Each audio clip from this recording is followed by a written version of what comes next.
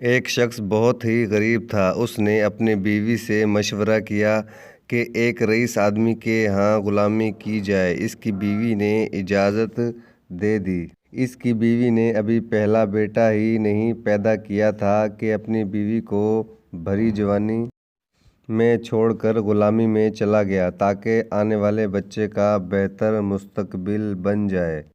وہ دور دراز ایک شہر میں چلا گیا اور 20 سال اس رئیس آدمی کی خدمت کی۔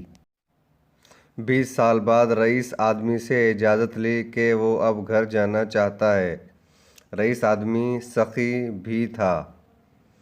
اس نے بہت ساری بکریاں، گائے، بھینس اور اونٹ دیے اور امیر اور مالا مال بنا کر واپس بھیجا۔ وہ واپس آ رہا تھا کہ صحرا سے گزر ہوا اور راستے میں اسے ایک جھونپڑی ملی۔ اس میں ایک درویش آدمی تھا۔ اس کے پاس رات گزاری۔ غریب شخص نے رات کو درویش آدمی سے گزارش کی کہ وہ اسے نصیحت کرے۔ درویش نے کہا کہ میں نصیحت تو کروں گا لیکن میں نصیحت کرنے کی قیمت وصول کرتا ہوں۔ اس نے قیمت پوچھی کہ ہر نصیحت کے بدلے ایک اونٹ۔ اس نے کہا کہ میں مالدار ہوں، نصیحت مل جائے تو اونٹ کی کوئی بات نہیں۔ اس نے قیمت ادا کی۔ بزرگ نے نصیحت کی، جب بھی آسمان پر تارے ایک لائن میں دیکھو تو فوراً کسی پہاڑ پر چلے جانا، سیلاب آئے گا۔ اس شخص نے کہا کہ یہ نصیحت کسی کام کی نہیں، مجھے کوئی اور نصیحت کی جائے۔ درویش نے کہا کہ نئی قیمت ادا کرو۔ اس شخص نے ایک اور اونٹ دیا۔ دو بزرگ نے کہا کہ جب بھی کسی شخص کی آنکھوں میں شیطانی چمک دیکھو تو اس سے بچنا، وہ تمہیں قتل کر دے گا۔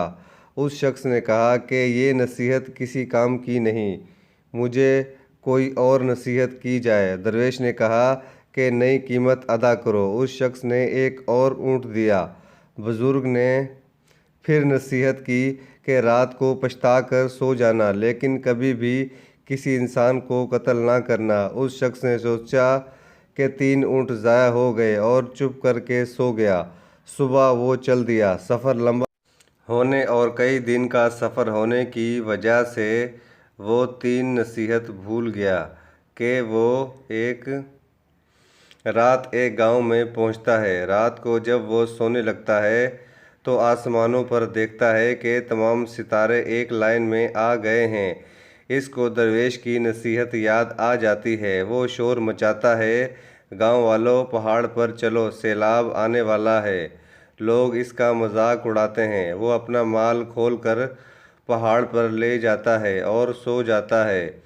صبح اٹھتا ہے تو دیکھتا ہے کہ نیچے سیلاب آ گیا ہے اور سارے گاؤں والے غرق ہو جاتے ہیں۔ وہ کچھ دن پہاڑ پر رہتا ہے۔ سیلاب کا پانی اترتا ہے تو وہ اگلی منزل پر چل پڑتا ہے۔ ایک اور گاؤں میں پڑاؤ ڈالتا ہے۔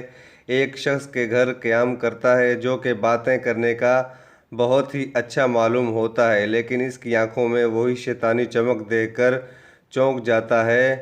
بزرگ کی نصیحت اسے یاد آتی ہے۔ رات کو وہ اسی کشمکش میں اسے نیند نہیں آتی۔ وہ اٹھا اور بستر کو اس انداز سے پھیلا دیا کہ معلوم ہوتا ہے کہ کوئی سویا ہوا ہے۔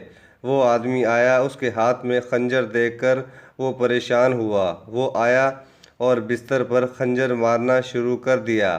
یہ آیا اور اس کو پیچھے سے پکڑ کر مارنا شروع کر دیا اور اسے باندھ دیا۔ پولیس کو بلایا اور اس کو پولیس کے حوالے کر دیا۔ آخر کار وہ رات کو اپنے گاؤں میں پہنچتا ہے اور اپنے گھر کے پاس پہنچ کر دیکھتا ہے گھر میں اس کی بیوی کسی کڑیل نوجوان کے ساتھ والی چارپائی پر سوئی پڑی ہے۔ اس شخص کو غصہ آیا اور دل میں خیال آیا کہ میں اس نوجوان کو قتل کر دوں۔ جیسے ہی وہ ارادہ کرتا ہے اسے اس درویش کی بات یاد آتی ہے کہ کبھی بھی قتل کر کے نہ سونا، پچھتا کر سو جانا۔ وہ سوچتا ہے کہ پہلی بھی نصیحت کام کر گئی، دوسری نصیحت نے بھی کام کیا، لہٰذا وہ گاؤں سے باہر آ جاتا ہے۔ صبح ہوئی تو اس کے دل میں خیال آیا کہ گاؤں والوں سے اپنا حال دریافت کروں۔ جیسے ہی گاؤں میں جاتا ہے اسے اپنے بارے میں دریافت کرتا ہے۔ گاؤں والے بتاتے ہیں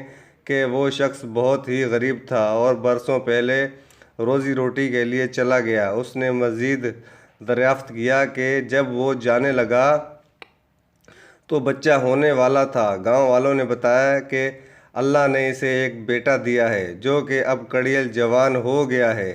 اس کے ذہن میں خیال آیا جو رات کو نوجوان تھا وہ میرا ہی بیٹا تھا جسے قتل کرنے کا خیال دل میں آیا تھا۔ وہ گھر گیا اور اپنی بیوی اور بیٹے سے ملا۔ تو دوستو سچ ہی کہتے ہیں، اگر کوئی بھی بڑا آپ کو نصیحت کرے تو اس کو پلے سے باندھ لینا چاہیے۔ آج کل بزرگ نصیحت کرے تو اولاد آگے سے ڈانٹ دیتے ہیں۔ ہر نصیحت پر غور کرنا چاہیے، جو غور نہیں کرتے وہ پھر پچھتاتے ہیں۔